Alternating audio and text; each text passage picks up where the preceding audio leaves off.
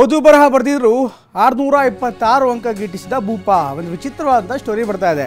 ಓದಕ್ಕೆ ಬರಲ್ಲ, ಬರೆಯೋಕ್ಕೆ ಬರಲ್ಲ, ಆದರೂ ಕೂಡ 623 ಅಂಕ ಗಿಟ್ಟಿಸಿದ ಭೂಪ.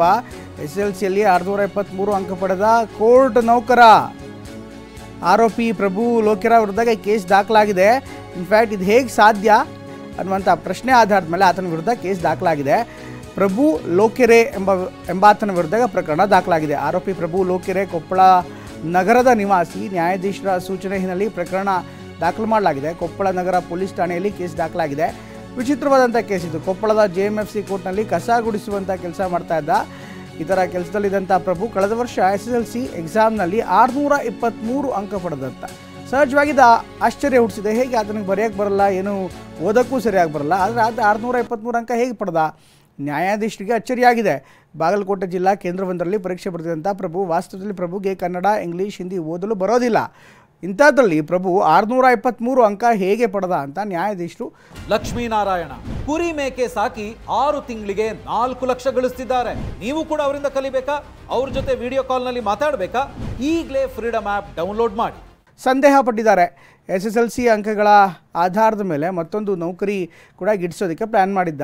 ಯಾದಗಿರಿ ಕೋರ್ಟ್ನಲ್ಲಿ ಜವಾನ್ ಹುದ್ದೆ ಆಯ್ಕೆಯಾಗಿರುವಂಥ ಪ್ರಭು ಜವಾನ್ ಹುದ್ದೆಗೆ ಆಯ್ಕೆಯಾಗಿದ್ದರಿಂದ ಅಚ್ಚರಿಗೊಂಡಂಥ ನ್ಯಾಯಾಧೀಶರು ಅನುಮಾನಗೊಂಡು ಅಂಕ ಗಮನಿಸಿದಾಗ ನ್ಯಾಯಾಧೀಶರಿಗೆ ಅಚ್ಚರಿ ಕಾದಿತು. ಒಟ್ಟಿನಲ್ಲಿ ಈ ಪ್ರಕರಣ ಈಗ ತನಿಖೆ ಹಂತದಲ್ಲಿದೆ. ಈ ಬಗ್ಗೆ ಇನ್ನಷ್ಟು ಹೆಚ್ಚಿನ ಮಾಹಿತಿಯನ್ನು ನೀಡ್ತಾರೆ ನಮ್ಮ ಪ್ರತಿನಿಧಿ ಸಂಜಯ್. ನಿಜಕ್ಕೂ ಕೂಡ ಅಚ್ಚರಿ ಆಗುತ್ತೆ. ಅಫ್ಕೋರ್ಸ್ ಈಗ ಓದಕ್ಕೆ ಬರಲ್ಲ, ಬರೆಯೋಕ್ಕೆ ಬರಲ್ಲ, ಹಾಗಿದ್ರೂ ಕೂಡ 623 ಅಂಕ ತಗೋತಾನೆ ಅಂದರೆ ಸಹಜವಾದಂಥ ಪ್ರಶ್ನೆ ಎದುರಾಗತ್ತೆ. ಈ ಪ್ರಕರಣ ನ್ಯಾಯಾಧೀಶರ ಗಮನಕ್ಕೆ ಹೇಗೆ ಬಂತು, ಎಲ್ಲಿಗೆ ಬಂದು ನಿಂತಿದೆ ಈಗ ತನಿಖೆ? ಇದಕ್ಕೆ ವಿದ್ಯಾಧಿಕಾರಿಗಳು ಅಥವಾ ಶಿಕ್ಷಣಾಧಿಕಾರಿಗಳು ಏನು ಹೇಳ್ತಾರೆ?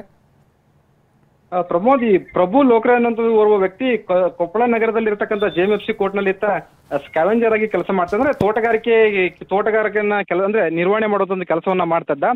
ಈತ ಕಳೆದ ವರ್ಷ ಯಾದಗಿರಿ JMFC ಕೋರ್ಟ್ನಲ್ಲಿ ಜವಾನ್ ಆಗಿ ಆಯ್ಕೆ ಆದ ನಂತರ ಆ ಮಾಹಿತಿ ಕೊಪ್ಪಳದ JMFC ನ್ಯಾಯಾಧೀಶರಿಗೂ ಕೂಡ ತಲುಪಿತ್ತು. ಆದ್ರೆ ಈ ಪ್ರಭು ಲೋಕೆರೆ ಬಗ್ಗೆ ಈ ಕೊಪ್ಪಳ JMFC ನ್ಯಾಯಾಧೀಶರು ಕೂಡ ಮಾಹಿತಿ ಇದೆ. ಯಾಕಂತಂದ್ರೆ ಆತ ಕಳೆದ ಕೆಲ ದಿನಗಳಿಂದ ಇಲ್ಲೇ ಕೆಲಸ ನಿರ್ವಹಿಸಿದ ಹಿನ್ನೆಲೆಯಲ್ಲಿ ಈತನಿಗೆ ಕನ್ನಡವನ್ನು ಕೂಡ ಸ್ಪಷ್ಟವಾಗಿ ಓದ್ಲಿಕ್ಕೆ ಮತ್ತು ಬರಲಿಕ್ಕೆ ಬರೋದಿಲ್ಲ ಅನ್ನೋ ಮಾಹಿತಿ ನ್ಯಾಯಾಧೀಶರಿಗೂ ಕೂಡ ಇತ್ತು.